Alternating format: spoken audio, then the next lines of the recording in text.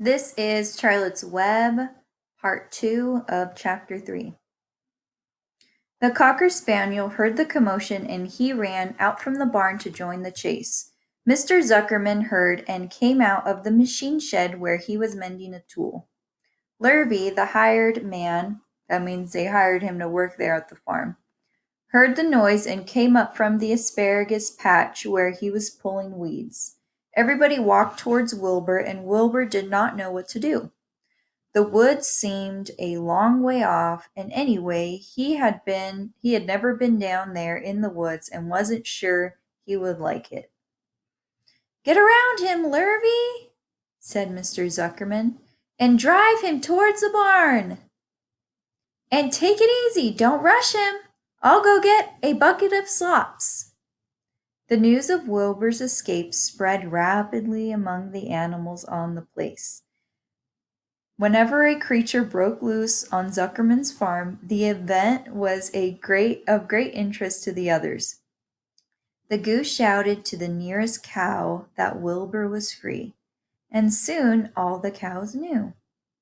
Then one of the cows told one of the sheep, and soon all of the sheep knew. The lambs heard about it from their mothers. The horses in their stalls in the barn picked up their ears when they heard the goose hollering. And soon the horses had caught on to what was happening. "Wilbur's out," they said. Every animal stirred and lifted its head and became excited to know that one of his friends had got free and was no longer penned up or tied fast. Wilbur did not know what to do or which way to run. It seemed as though everybody was after him. "If this is what it's like to be free," he thought, "I believe I'd rather be penned up in my own yard." The Cocker Spaniel was sneaking up on him from one side. Lurvy, the hired man, was sneaking up on him from the other side. And here's the picture.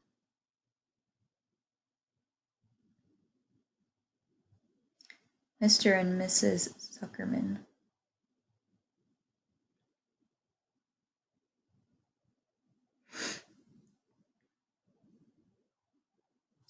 Where was I? Mrs. Zuckerman stood ready to head him off if he started for the garden, and now Mr. Zuckerman was coming down towards him carrying a pail. "This is really awful," thought Wilbur. "Why doesn't Fern come?" He began to cry. The goose took command and began to give orders. "Don't just stand there, Wilbur! Dodge about!" cried the goose. "Skip around, run towards me, slip in and out, in and out, in and out. Make for the woods, twist and turn." The Cocker Spaniel sprang for Wilbur's hind leg. Wilbur jumped and ran. Lurvy reached out and grabbed. Mr. Zuckerman screamed at Lurvy. The goose cheered for Wilbur. Wilbur dodged between Lurvy's legs. Lurvy missed Wilbur and grabbed the spaniel instead. "Nicely done, nicely done," cried the goose. Try it again. "Run downhill," suggested the cows. "Run towards me," yelled the gander. "Run uphill," cried the sheep. "Turn and twist," honked the goose. "Jump and dance," said the rooster.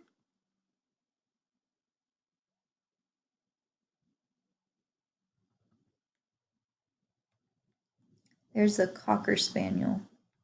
And then there's Wilbur. "Look out for Lurvy!" cried the cows. "Look out for Zuckerman!" yelled the gander. "Watch out for the dog!" cried the sheep. Listen to me!" screamed the goose. Poor Wilbur was dazed and frightened by this hullabaloo. He didn't like being the center of all this fuss. He tried to follow the instructions his friends were giving him, but he couldn't run downhill and uphill at the same time, and he couldn't twist and turn when he was jumping and dancing. And he was crying so hard he could barely see anything that was happening. After all, Wilbur was a very young pig, not much more than a baby, really. He wished Fern were there to take him in her arms and comfort him. When he looked up and saw Mr. Zuckerman standing quite close to him, holding a pail of warm slops, he felt relieved. He lifted his nose and sniffed. The smell was delicious. Warm milk, potato skins, wheat middlings, Kellogg's cornflakes, and a popover left over from the Zuckerman's breakfast. "Come on, Pig," said Mr. Zuckerman, tapping the pail. "Come on, Pig." Wilbur took a step towards the pail. "No, no, no," said the goose. "It's the old pail trick, Wilbur. Don't fall for it. Don't fall for it. He's trying to lure you back into captivity-tivity. He's appealing to your stomach." Wilbur didn't care. The food smelled appetizing. He took another step towards the pail.